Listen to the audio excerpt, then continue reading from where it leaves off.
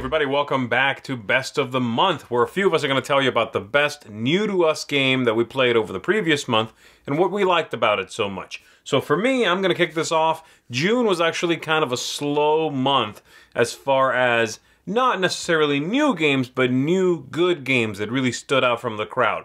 So my pick for this month is going to be Reef, which is a largely abstract sort of positioning game in which you're building patterns and trying to get those to match the scoring opportunities that you are creating for yourself. Main clever parties that the cards themselves that you are playing will both set up the board and score the board, though those things are obviously not related, so you need to set it up with a previous card to then score something going on. It's a game I need to explore more to solidify how I feel about it. I've enjoyed it. I would not say it's an earth-shattering sort of experience for me, but it's one I've enjoyed. It's quick, it's easy to teach for the most part, and it's one that the turn angst ramps up for me. So near the end of the game, if there's a card out there I really need, then I'm just holding my breath, waiting, hoping no one else takes it. So there you go. That is Reef, and that's my pick of the month for June.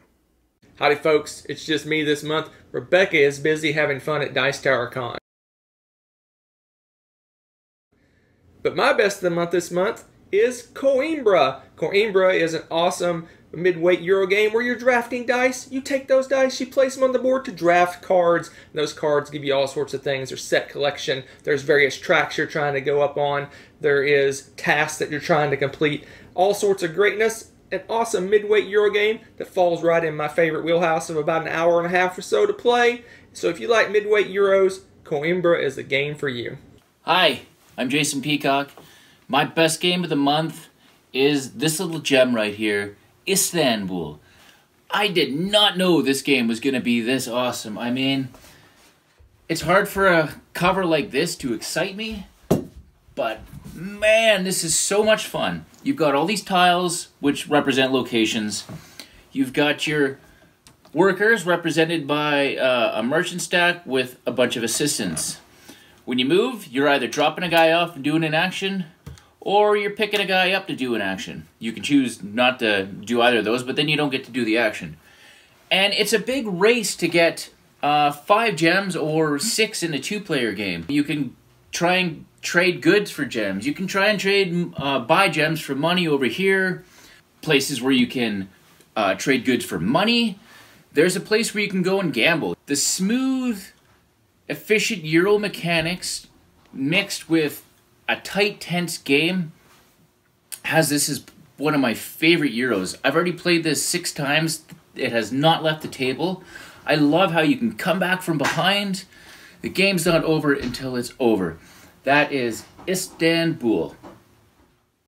Hey friends, Chubby Meeple here with my best of the month for June of 2018. With Origins, I played a lot of great games, but I'm going to give the nod this month to a tiny little 2-player card game called Caper. This is designed by Unai Rubio, I probably mispronounced that, but published by Keymaster Games. Now this is a game that I've done a lot of Keymaster stuff through Kickstarter with Control and Space Park and Campy Creatures, and I was afraid that I had missed this one when I saw it at their booth at Origins, and this is one they're actually taking straight to retail. This was not a Kickstarter. A little 2-player card drafting game. You're drafting teams of thieves and then drafting the gear to equip those thieves to be able to achieve the most points through the objects that you steal from the various cities. And what I like about this game is the way the cards combo off of each other.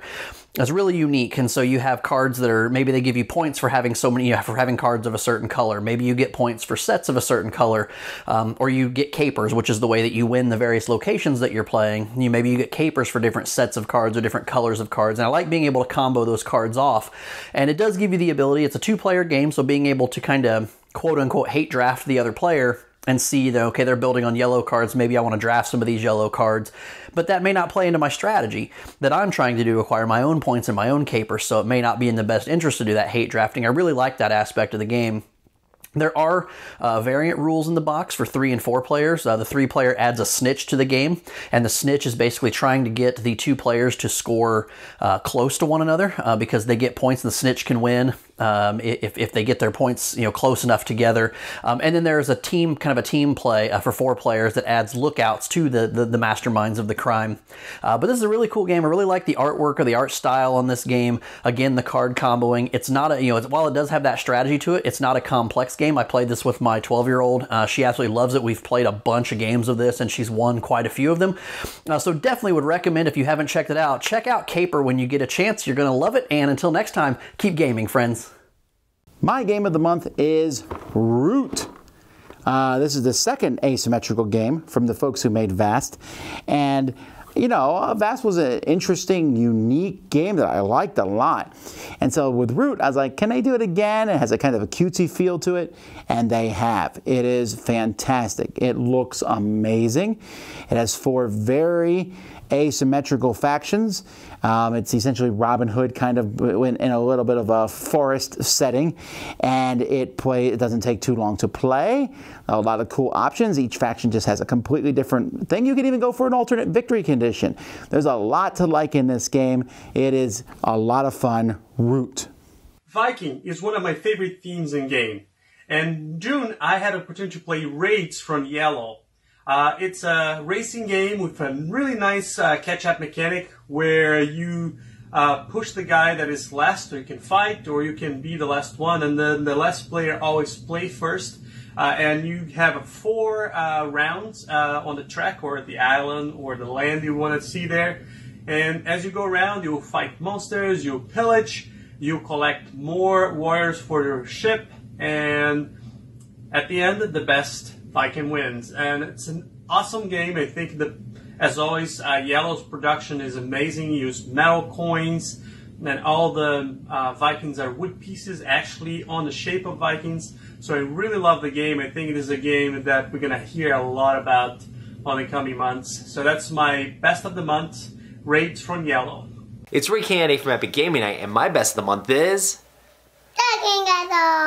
Dragon Castle is a Mojang-like tile laying game where you're trying to collect different sets of these different Mojang tiles, pulling them out of the different setup in the middle, and being able to collect the different symbols that are the same as the same colors, and then you're trying to get the same colors together in sets of 4 to be able to flip those over.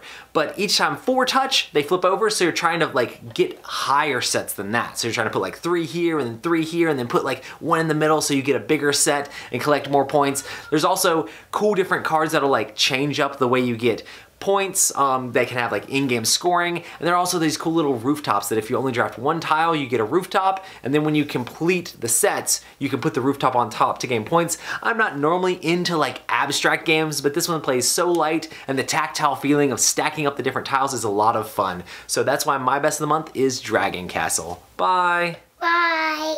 And that's going to do it for this installment of Best of the Month. Go out there, discover some new games, get them played. Let us know in the comments what was your favorite new discovery to you. And join us again in about a month for the best new games we're discovering as of right now. We'll see you then.